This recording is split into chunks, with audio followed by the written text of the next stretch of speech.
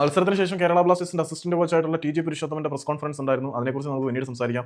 അമാവയുടെ പ്രകടനത്തിനെ കുറിച്ച് എടുത്തു പറയേണ്ടതാണ്. പിന്നെ നമ്മുടെ കോറോസിംഗിന്റെ പ്രകടനത്തിനെ കുറിച്ച് എടുത്ത് പറയേണ്ടതാണ്. അതൊക്കെ നാളെ സൗകര്യം പോലെ നമുക്ക് ചെയ്യാം. അതിനിടയിൽ പിന്നെ പഞ്ചാബിന്റെ പരിശീലകനായിട്ടുള്ള ചെർണിഷോവിന്റെ പോസ്റ്റ് മാച്ച് പ്രസ് കോൺഫറൻസിനെ കുറിച്ചും പറയേണ്ടതുണ്ട്. പക്ഷേ ഇതിനെല്ലാക്കാട്ടിലും ഉപരിയായിട്ട് എടുത്ത് പറയേണ്ട മറ്റൊരു സാധനമുണ്ട്. അഡ്രിയാൻ ലൂണയുടെ കാലം കഴിഞ്ഞെന്ന് പറഞ്ഞ അയാൾക്ക് ചരമഗീതം എഴുതിയ വേട്ടപ്പട്ടികളുടെ മുഴുവൻ അണ്ണാക്കിലേക്ക് അഗ്നിവർഷം നടത്തുന്ന കണക്കുകൾ ദാണ്ട ഇന്ത്യൻ സൂപ്പർ ലീഗ് ഔദ്യോഗികമായിട്ട് തന്നെ പുറത്തേക്ക് വിട്ടിട്ടുണ്ട്.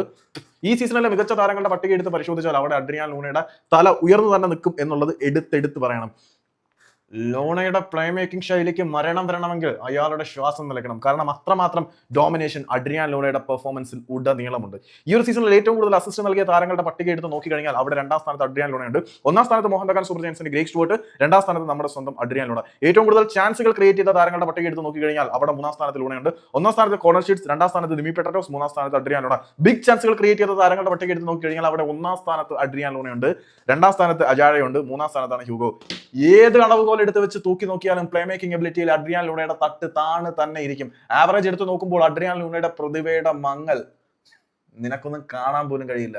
അഡ്രിയാൻ ലൂണ എന്ന് മങ്ങിപ്പോയപ്പോഴേക്കും അയാളുടെ പ്രഭയറ്റെന്ന് നീയൊക്കെ കരുതിയിട്ടുണ്ടെങ്കിൽ അത് വെറുതെയാണ്.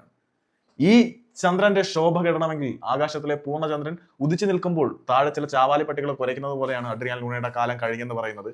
ഇത് ഞാൻ വെറുതെ ഒരു മാസിന് പറഞ്ഞതല്ല, കൃത്യമായ കണക്കുകളുടെ അടിസ്ഥാനത്തിൽ പറഞ്ഞതാണ്. ലൂണയെ നിങ്ങൾക്ക് വളരെ ഇമ്പാക്ട് കാണുന്നില്ലെങ്കിൽ പോലും സ്റ്റാറ്റിൽ ലൂണ കളിക്കുന്നുണ്ട്.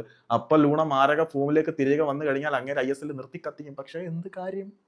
ഈ പിഴച്ച മാനേജ്മെന്റ് തൊലിഞ്ഞ സ്കോഡിനെ ഉണ്ടാക്കി കൊടുക്കുന്ന കാലത്തോളം അയാൾ ഒറ്റയ്ക്ക് കടന്ന് പടവെട്ടിയിട്ട് എന്ത് കാര്യമാണ്? ലൂണയുടെ ഏറ്റവും മോശം ഫോം എന്ന് നിങ്ങൾ വിശേഷിപ്പിക്കുന്ന ഈ സീസണിലും പ്ലേ മേക്കിംഗ് എബിലിറ്റിയിൽ ഇന്ത്യൻ സൂപ്പർ ലീഗിൽ ഏറ്റവും മികച്ച താരം അഡ്രിയാൻ ലൂണ തന്നെയാണെന്ന് ISLന്റെ ഒഫീഷ്യൽ കണക്കുകൾ സൂചിപ്പിക്കുമ്പം ലൂണയുടെ കാലം കഴിഞ്ഞു എന്ന് പറയുന്ന വേട്ടപ്പട്ടികളെ നിന്റെയൊക്കെ അണ്ണാക്കിലേക്ക് അഗ്നി കോരി ഒഴിച്ച് അവിടെ നിശബ്ദരായിരുന്ന് കുരച്ചോളൂ.